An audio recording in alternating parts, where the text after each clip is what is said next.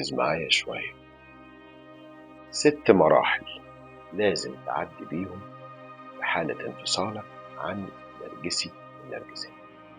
المرحلة الأولى هي مرحلة الصدمة، حاسس بالارتباك، حاسس بالخذلان والانكسار، ومش مصدق إنك خلاص نهيت العلاقة مع النرجسي والنرجسية.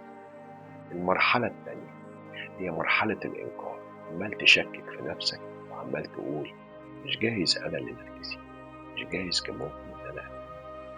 المرحلة الثالثة الحزن والوجع، حاسس بالضياع علشان متعلق بوجود النرجسي والنرجسية ومتعود على وجودهم حتى لو هم أذيين. المرحلة الرابعة دي مرحلة هامة جدا للتشافي، مرحلة الغضب عرفت الحقيقة ونفسك تنتقم من النرجسي ومن النرجسية لأنهم استغلوك واستنزفوك وهم أصلا.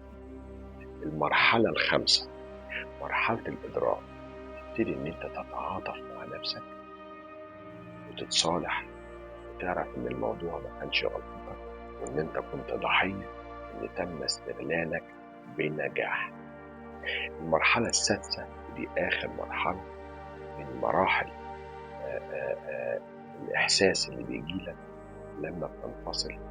المرحلة الأخيرة هي مرحلة التعافي والإدراك، بتبتدي ترجع تفهم نفسك كويس، ترجع كمان ثقتك بنفسك، تبتدي إن أنت تحط حدود بعد كده لعلاقاتك مع أي حد، تركز على حياتك وعلى شغلك وعلى نجاحك، وتحاول تنسى الماضي وديها للمستقبل.